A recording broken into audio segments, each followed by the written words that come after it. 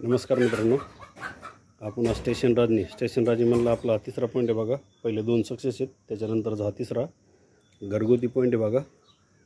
जवळपास 1 ते 1.25 इंच पाणी लागण्याचा चान्स यांना या ठिकाणी।